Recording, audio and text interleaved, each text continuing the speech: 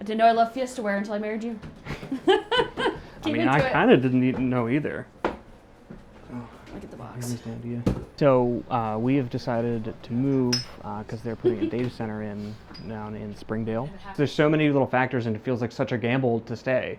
Like that was what we determined. Like, do we want to gamble ours and our kids' future? Like, no. Like that was the answer. So it's too big of a gamble.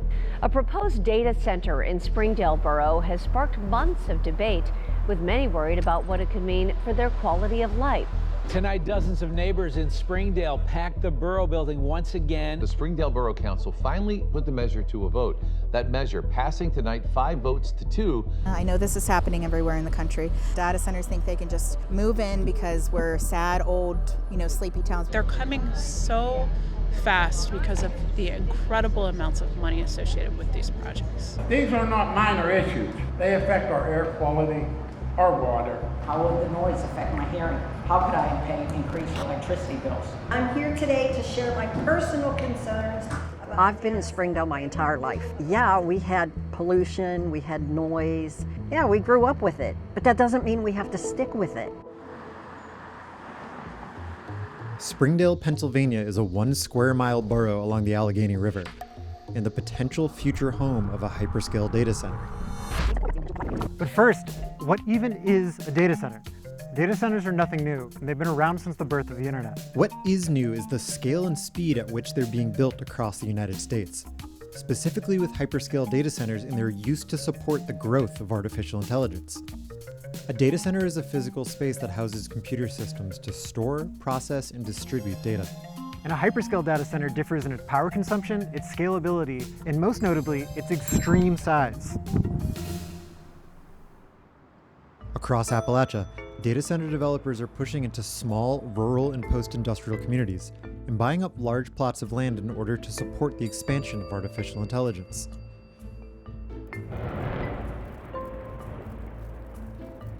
And in Springdale, on the site of a former coal-fired power plant, the local borough council approved conditional land use to New York-funded developer Dynamo DC to build a data center here.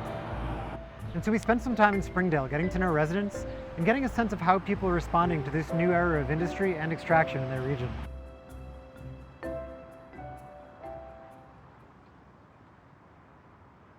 Many people, whenever I was like saying we're gonna move because they're gonna build a data center, they're like, that's why? Like, are you sure? Like, is it really that, like, as bad as you think it's gonna be? And then it goes back to the gambling question. Do I wanna gamble? If it is, it sounds like it's gonna be, so if I stay and it's fine, okay, well, I made that good gamble, but if all of what everybody else is saying that lives near them is true, then we're stuck. We're stuck. So these residents are living right next to these industrial facilities that are running 24/7, and they're making this really ominous drone noise. Constant sleepless nights because of the noise. We're at your front door. Yeah. And I mean, you look in the distance, and there it is. In just 1 year, XAI has blown past existing polluters. You know how when you light your stove and that gas seeps with the little ticking noise?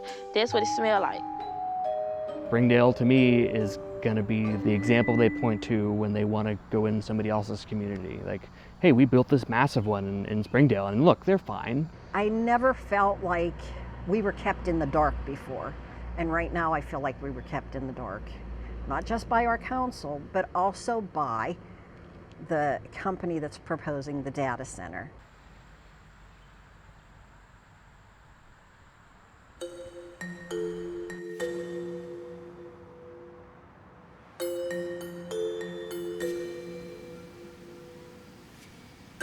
Every Wednesday since late 2025, residents from around the area have gathered at a local pizza place to discuss the data center. Because only Springdale residents can speak at the Borough Council, this is often the only time that some of those impacted will be heard.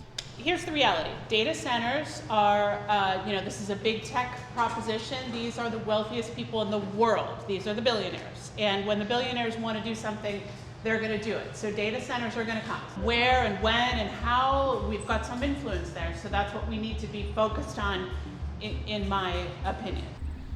This side of the street is Cheswick, and just at the edge of the street is Springdale.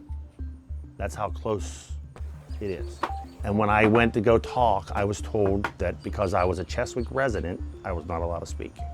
We went to those meetings and like I came to the next meeting like with notes and stuff I wanted to ask about.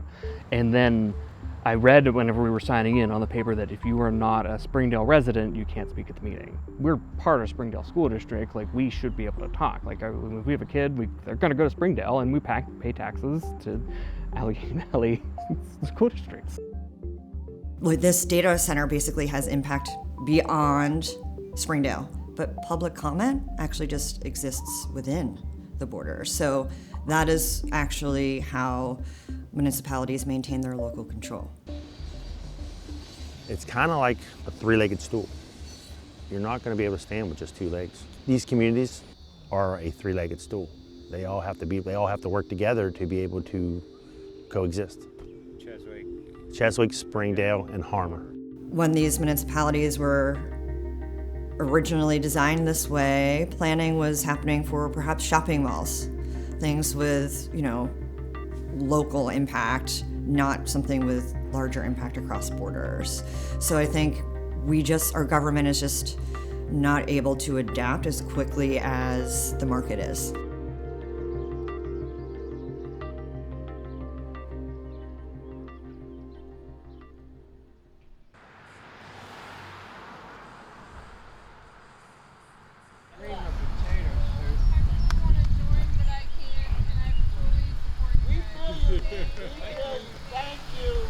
I like coming out here because you get to see what people actually think. On a Saturday morning in July, with smoke from the Canadian wildfires above, residents from New Kensington, Penn Hills, and Springdale gathered for a protest. One guy drove by and said that you need to get a job, and he also said you're not going to stop it. Now, that's a very interesting concept to tell a group of U.S. citizens that they can't stop something that their government is reviewing. And if you just tell these people who are struggling to buy their groceries, afford their utilities, and whenever they already feel hopeless, and just tell them to roll over and accept it because it's the way of the world. I know that they're banking on that, but it doesn't mean we can just organize and gather together. There's more of us than there are of them. I believe that we can push back. I believe that we can't stop it because of the state laws and the government wanting it here, but I believe we can have it done right.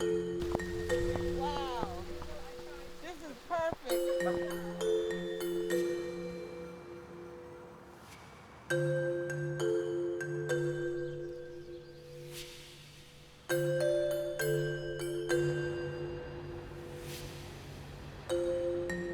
This tree here is actually the tree my wife and I got married under in 2020. And my mom insisted on planting this tree here. And she loved mimosa trees because she loves hummingbirds and butterflies and this tree. I just saw one like right before we started interviewing. And it really, really hurts to leave it behind because it feels, we only have so many ways to remember my mom, as many of us do with our loved ones, that it sucks because it's like, it's one of my favorite because it's like a piece of nature that she loved and that we got to have.